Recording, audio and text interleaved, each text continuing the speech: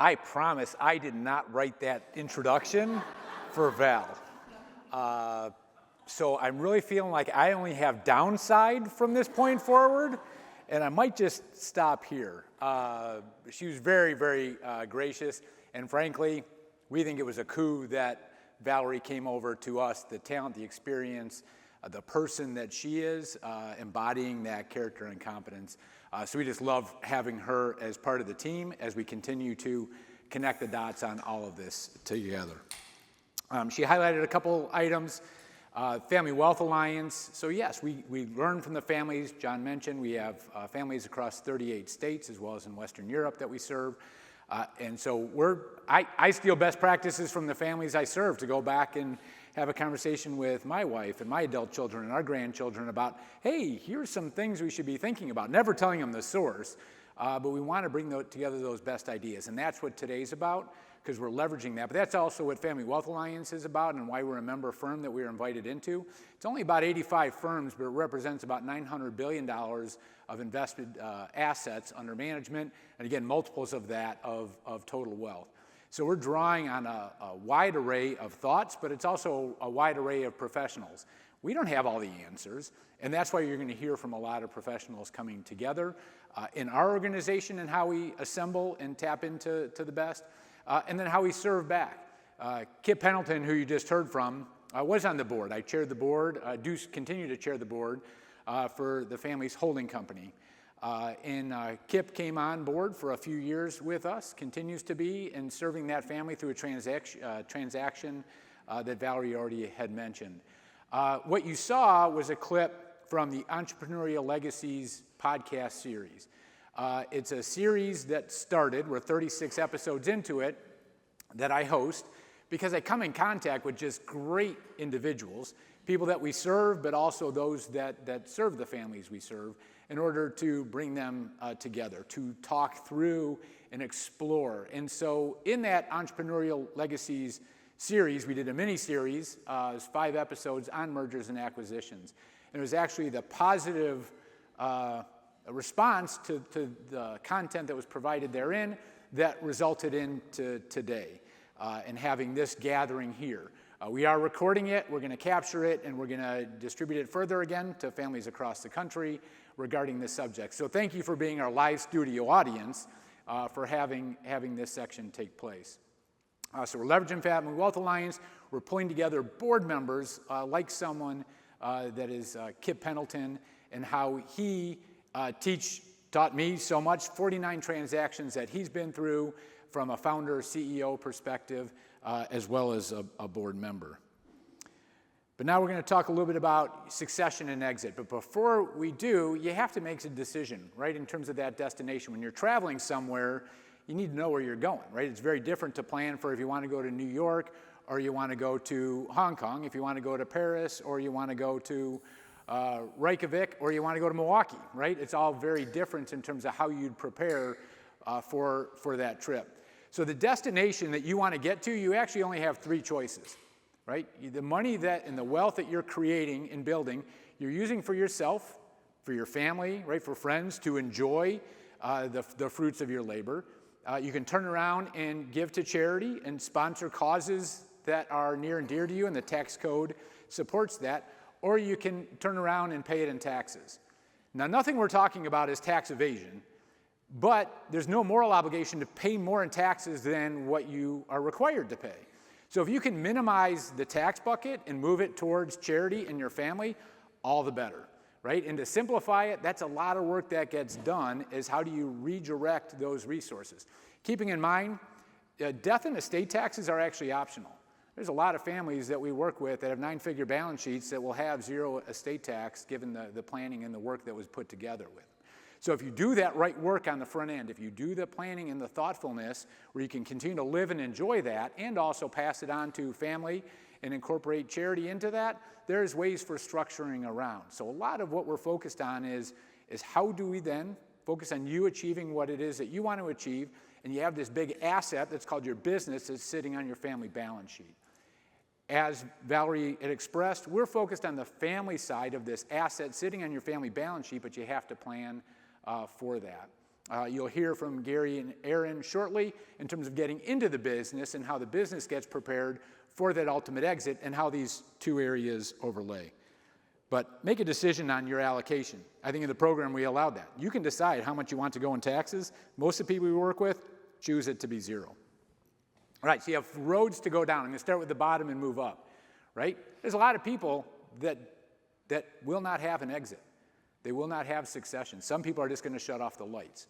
I think some of that comes back to lack of intentionality. Third-party transactions, we'll talk about strategic and financial, employees.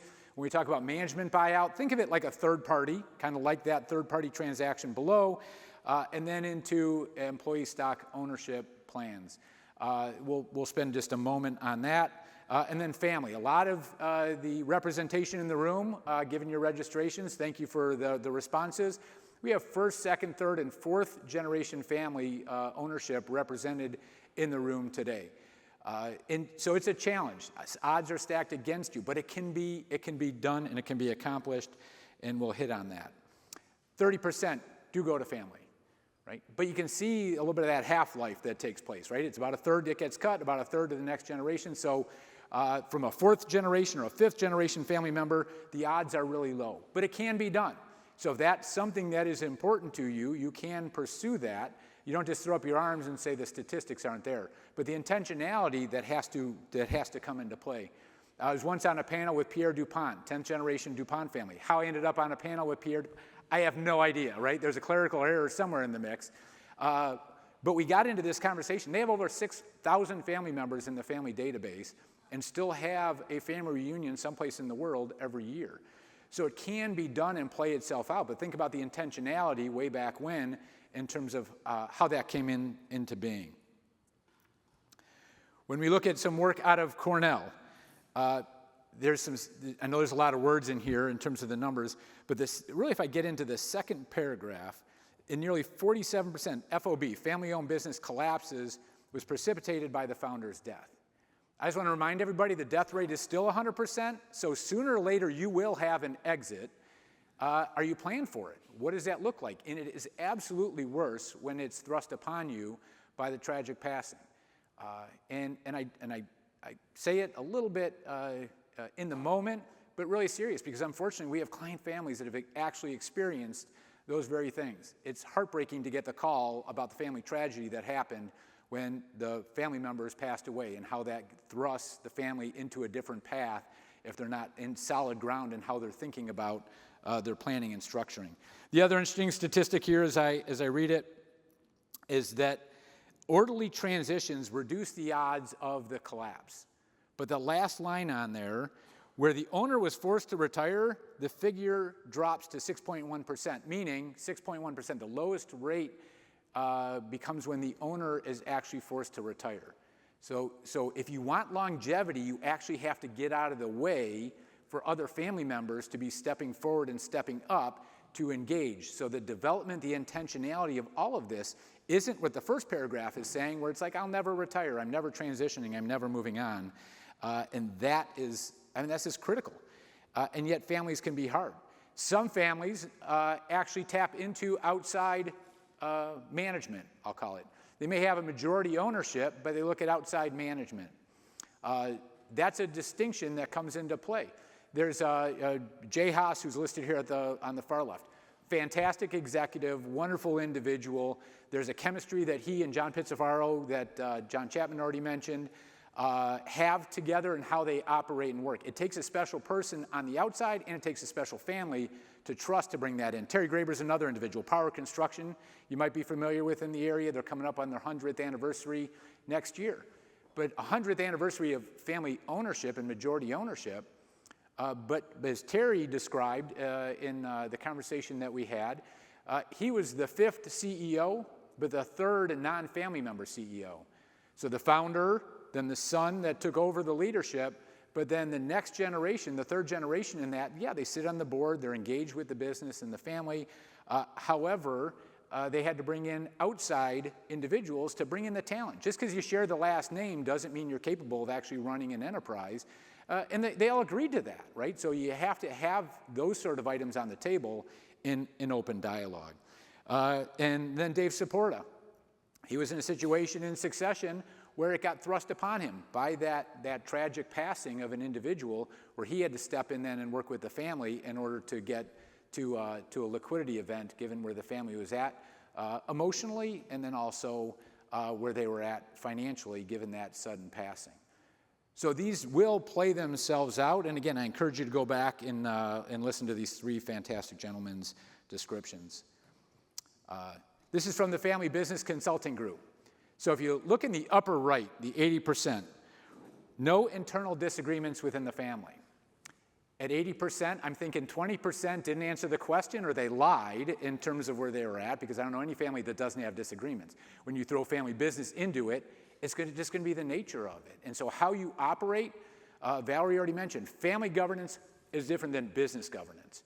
You need good business governance, and business governance is different than your estate planning documents. That's agency. You need governance for the business, and you need governance for the family, and how you operate together, right? How, the saying of, to win the whole world but lose your soul in the process. Unfortunately, we come across families where the families blow up because of the transitions that take place over the money. It needs to be a dialogue that takes place over time. And yet 60%, that lower left, 60%, it's a breakdown in trust and communication, right? I think that's a topic that can be solvable if facilitated. Justin's in the room here from Family Business Consulting Group, so if you want to catch him at cocktail hour and appetizers and the work that they do. Gary, are you here too? Gary Shunkt is here, and Gary ran a major firm, I'll leave their name out of it, whole practice around family consulting and counseling and how they operate. Another great resource to tap into and speak to. The 68 trillion, so Val hit 14 trillion over the next decade, 68 trillion over the next 25 years. There's a lot of supply coming to market. So if you think about it in terms of the market dynamics, and you think about your business as an asset, there's a lot of supply that's coming to market. Are you going to be competitive? Is your business going to be competitive in order to demand a premium?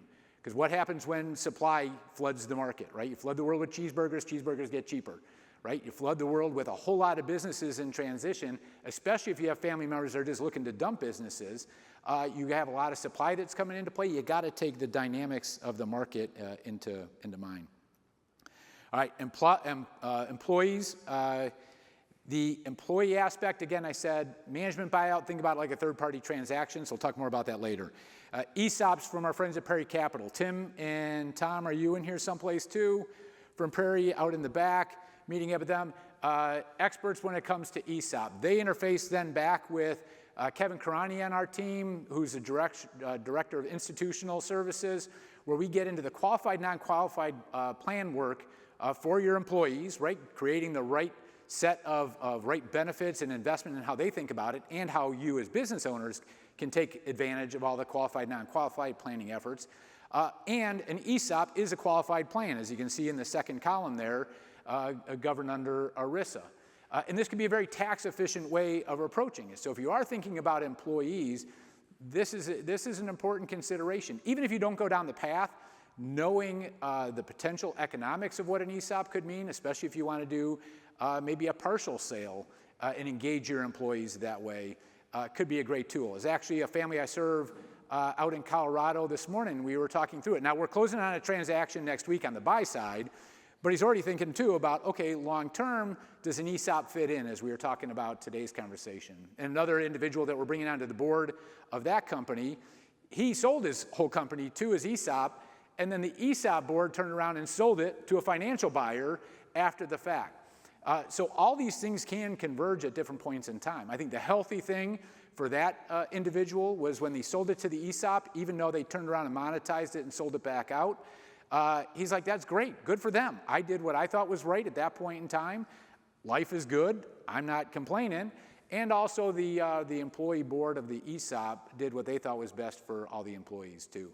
So it's a fantastic tool, and yet there's a lot that comes behind it. So talking, and thank you to the Prairie team too for even providing some of the input in here, because this gets into it. There's a lot of considerations, and when their team starts picking it apart and working through how this could fit in with other qualified structuring or your ambitions. Again, we kind of bring these tools in and tap into experts like Prairie Capital to be thinking about this more broadly.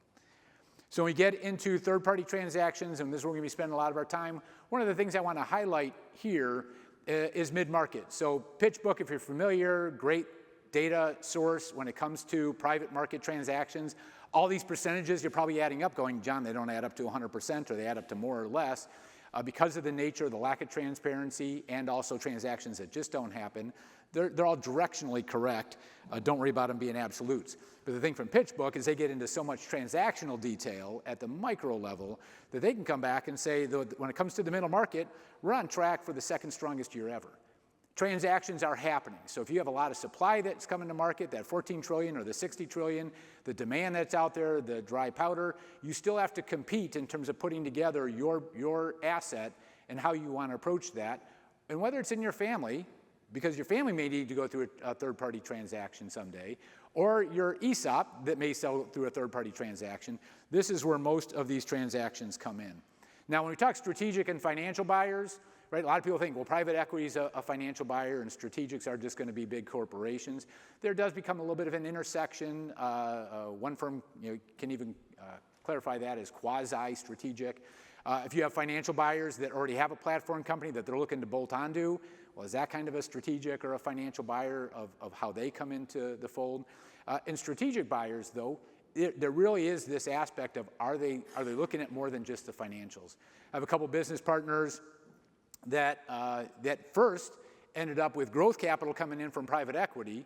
Then together, a strategic stepped in. Now, this growth capital was growth capital, right? They were running actually at a negative EBITDA, which typically isn't heard of when you're talking about private equity in terms of how they're hawkish on their financials. But they're running at a negative EBITDA because they wanted to continue to grow this business. Big strategic comes along and says, yeah, we don't care about the negative EBITDA. We want the technology. We want the people. We want the intellectual capital, the human capital. And they sold basically then what becomes an infinite multiple, right? So as much as we want to talk about multiples, I'm telling you, infinite multiples can happen too. And it did for these business partners. So they're set up on the front end, the legal structure, how they're thinking philanthropically, all the items that Val hit on allows them to respond in short order in terms of how they want to move forward and do it. And this is where we're going to bring up additional members of the team. Don't even want to talk about this because you're all here to plan and be proactive. So let's rule this one out for you. The M&A playbook is, again, this mini-series that we put out. And believe me, I'm not in the business of podcasting. The team jokes with me I'm a podcaster. I'm not. We just happen to have great people we come in great conversations with. You already heard from Kip Pendleton, who's in the middle here. Next up, you'll hear from Joe Kukta. Joe Kukta is one of our outside board members. Joe had done a roll-up in media and advertising, did a half dozen acquisitions. They got so big that they had to turn around then and look at their own succession planning and ended up having a third-party sale after that, after their buying spree and their integration that goes on. So you'll hear just a piece from Joe. And then it's my pleasure to welcome Gary and Aaron from Agora Consulting. Great relationship with them. And even early on in our relationship with Agora, we were like, are we stepping on each other's toes? How are you doing this? How are you doing that? Our focus on the family. Our focus is that CFO back with the family in terms of how this asset fits in. And then it crosses over maybe in board roles that we do participate in. But they're going to come up and talk about how ready is the business. And they're going to focus on it now inside of that asset in the business readiness. Gary's got a tremendous background from doing deals on the street. He's got a buy-side mentality because that's what he did. And yet now the work that they do is helping businesses go because they are in the minds of the buyers and they can help you prepare for that. And Aaron will be joining him as well.